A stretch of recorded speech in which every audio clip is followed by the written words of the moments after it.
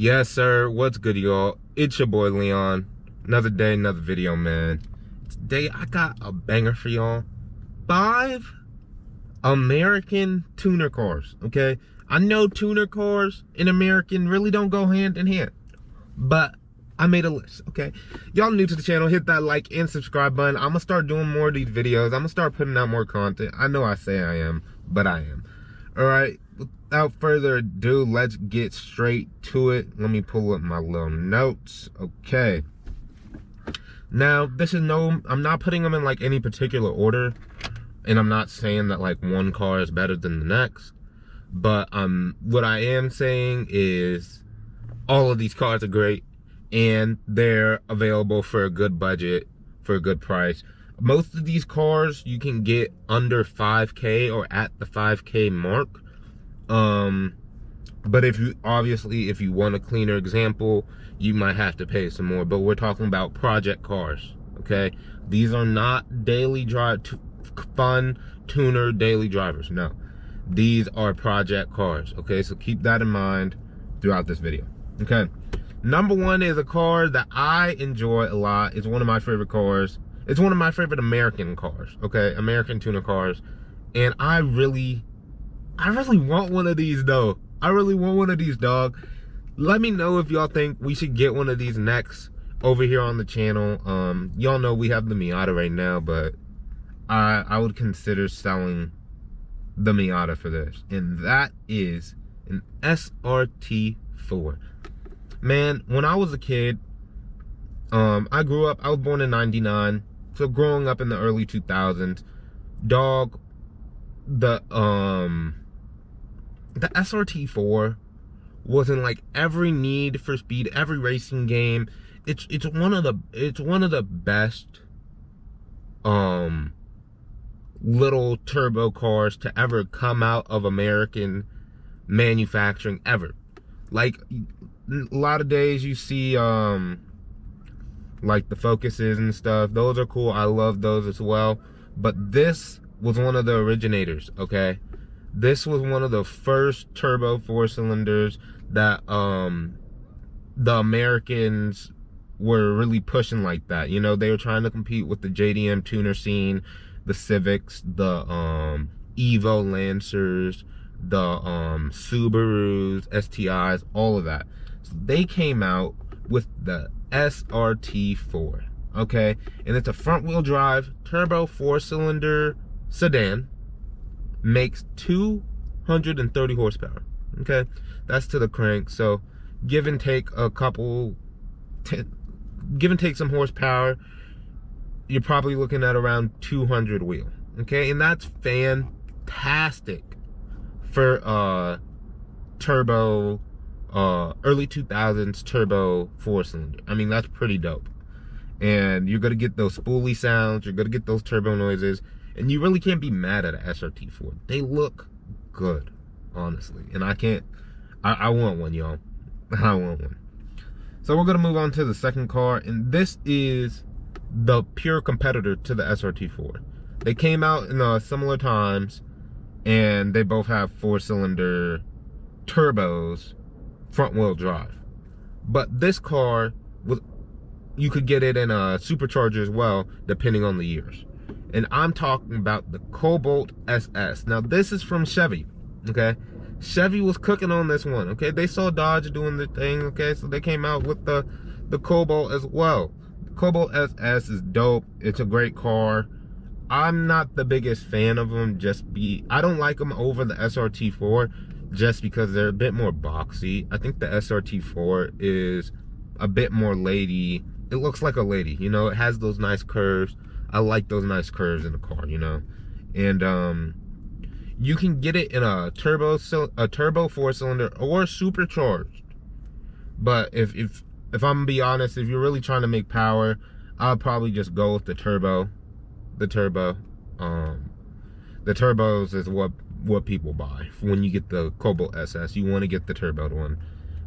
They're making around 205 horsepower, and that's crank. So you're looking at the high ones for wheel horsepower, okay? And that's honestly plenty. I know they came in a coupe as well. and they come in a stick shift. All these cars are available in the stick shift. We're not talking about automatic. That should be without saying. I shouldn't have to say we're talking about automatics for enthusiast cars, okay? And it's honestly a really cool car. I've had a buddy that had one back in the day during my freshman year of college. He had one. And they're cool. They're cool cars, honestly. I do like a Cobalt SS, but in my opinion, I'll take the SRT4 over it. That's just me. Okay. Number 3. Okay. This is probably going to be the most modern car you could get for this price range. Okay. Now this is going to be like higher. This car you might, I've seen a few project examples for 5K, and I'm talking about the Focus ST. Okay, the Focus ST has been around for a while. Came out like in the early teen 2000s. I think like 2012 or something like that it came out, or 2011, I'm not sure, but around in those years. And it's a fun car. I've driven those around plenty of times. I work in the automotive industry, and I've driven those around at dealerships plenty of times, and they're fun little cars. The turbo noises are great. The gearbox is actually a decent gearbox. It's not super crappy. I believe it is a 6-speed. I believe it is a 6-speed. It's front wheel drive, and it comes with 252 horsepower. Now, that is nice. That's cool, bro. And I know that you can do a lot of like ECU tunes with this, because it is a newer car. So I know that you can do like chip tunes and all this stuff. You can do I've seen upgraded turbos on them. All these cars you can upgrade the turbos on. That goes without saying. But I've seen people do so much with STs. I just can't say one thing. You can do pretty much whatever you want with ST. You can rally it, you can track it, you can toge it, back road it, whatever you want, whatever is your jam as a car enthusiast, you could pretty much do it with a Ford Focus ST, except for like drifting and stuff, obviously, because it's front wheel. But it is a solid car for the money. It is a little funky. It looks like a weird egg shape. Like the GTIs are a true egg. Okay, GTIs look like eggs, but the Ford Focus ST kind of looks like a deformed egg, in my opinion. But it's a great car. Front wheel drive, only comes stick shift, and 252 horsepower. Can't be mad at it. So honestly, I would go grab one of those if you can find it for a good deal. I would really go grab one of those, because I could see those becoming really popular in the tuning scene and in the aftermarket scene quick. Okay, now we're going to be talking about number 4 is going to be a Dodge Stealth. Now the Dodge Stealth is a rebadge, or kind of like a different version of that Mitsubishi, I think it's the 3000 GT twin turbo V6. This is the only all-wheel drive car that we have on the list, and twin turbo V6 making 300 horsepower for the cheap. Come on, this is probably the cheapest twin turbo car you could get, period. Okay, is it reliable? Yes, no, maybe so, you know.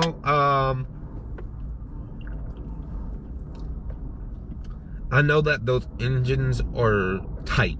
They're tight to work with. There's not a bunch of room in that engine bay. But I also have seen some higher mileage examples. A buddy of mine used to have one. He was driving it down to LA and back.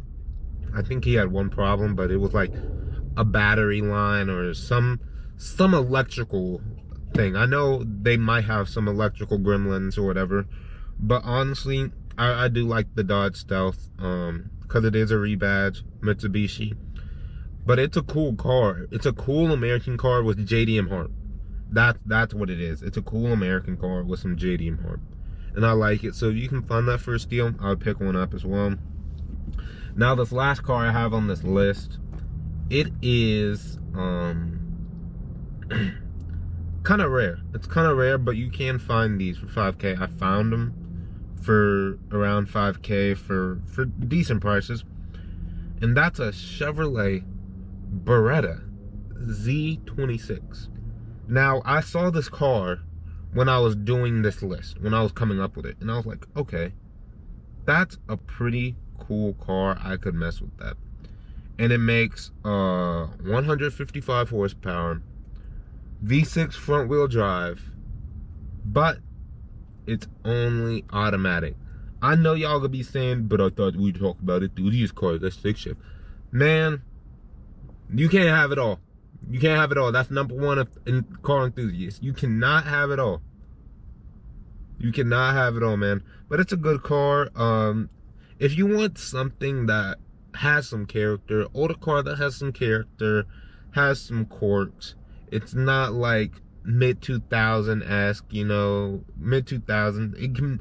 The mid-2000s is not everybody's jam for vehicles, okay? But it has some character. It is, you can classify it as a classic collector's car because they are kind of rare, and it's a cool little fun car. I mean, it's not gonna be winning races, but it would be cool to take to your local Cars and Coffee. If you're a little Cars and Coffee guy, you know, you like to go to the car meets and just sit and actually meet other enthusiasts. If you're one of those guys, this is the car for you. It's something that you can talk about, you know. Oh yeah, you know, I got the Chevrolet Beretta Z26, you know, it's a kind of a rare car, you know, whatever. But man, hope you enjoyed today's list. Make sure to hit that like, comment, and subscribe button. Also hit that notification button so you stay notified when I post. Peace, much love, catch y'all next time. Peace.